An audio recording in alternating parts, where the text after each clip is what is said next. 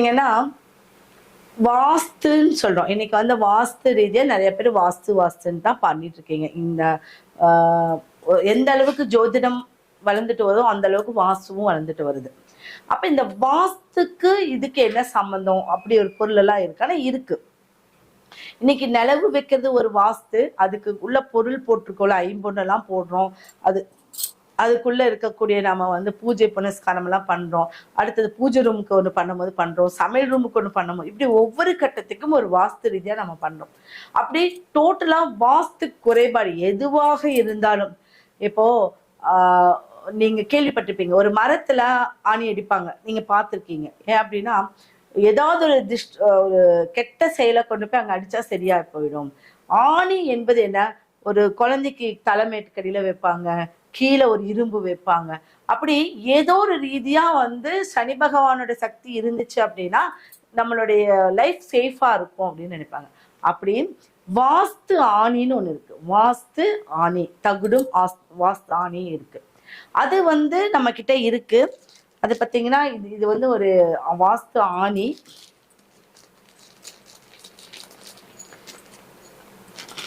இது இந்த சின்ன தகுடு தான். இதுல ஒரு வாஸ்து ஆணி இதே ஒரு கலர்ல செம்புல தான் இருக்கும். ஆனா இது எப்படி கொடுத்துருக்காங்கன்னா, இது ஒரு இது வந்து பூஜை பண்ணி இந்த வாஸ்துக்குன்னே ஒரு ஆணி. இதைய வந்து உங்க நிலவுல 2 பக்கமும் இதை வச்சு அந்த ஆணி, இதுக்குடைய ஆணி தான், நம்ம சாதாரண ஆணி கிடையாது. இதுக்கு வரக்கூடிய ஒரு ஆணியே, ஏன்னா இன்ச்சு பை இருக்கு, ஒரு இவ்வளோ அளவுல தான் இருக்கு அப்படிங்கிறது இருக்கு. இந்த 2 பக்கம் அடிச்சா எப்பேற்பட்ட வாஸ்துவும் உங்களுக்கு காணாம போயிடும்.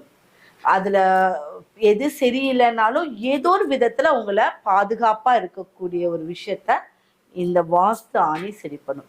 இப்படி நிறைய விஷயங்கள் இருக்கு. இப்போ என்ன அப்படின்னா, லாடம்னு சொல்றாங்க. இன்னைக்கு குதிரையோடைய லாடம், குதிரையோடைய வலது பக்கத்துடைய லாடம் சொல்றாங்க, இல்ல கருப்பு குதிரையோடைய லாடம் சொல்றாங்க. இப்படி ஒவ்வொரு விஷயங்களும் இருக்கு.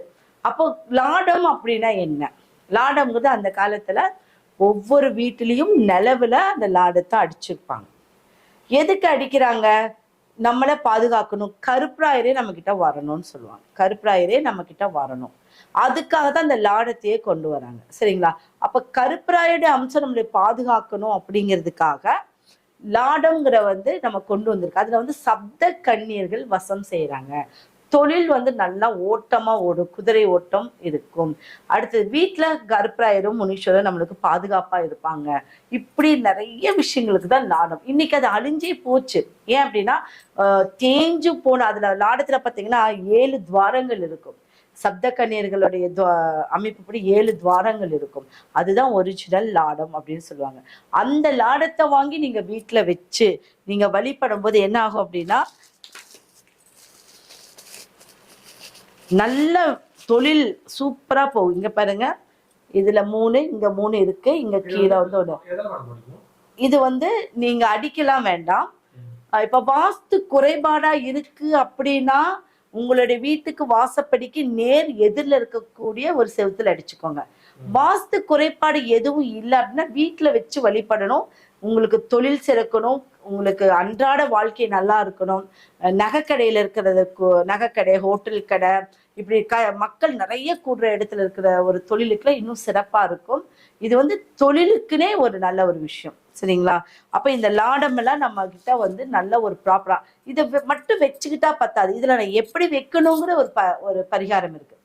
இதுல வந்து நிறைய பொருட்களை ஆட் பண்ணி அதை வைக்கிற முறையே தனி. அப்படி வச்சாதான் இது வந்து பலமா இருக்குமே விட சும்மா வீட்டுல வச்சா பலம் இல்லை.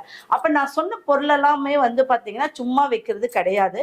அதுக்கு மந்திரம் இருக்கு, வழிபாடு இருக்கு, அதுக்கு செய்முறை இருக்கு. அப்படி செய்தால் மட்டும்தான் எல்லாமே உங்களுக்கு பலிக்குமே ஒழிய வீட்டுல ஷோ பொருள் மாதிரி வச்சுக்கிட்டா நிச்சயம் பலிக்காது. ஓகேங்களா? ஓகே, இன்னைக்கு நம்ம நிறைய விஷயங்கள் சொல்லியிருக்கோம் அப்படின்னு நினைக்கிறோம்.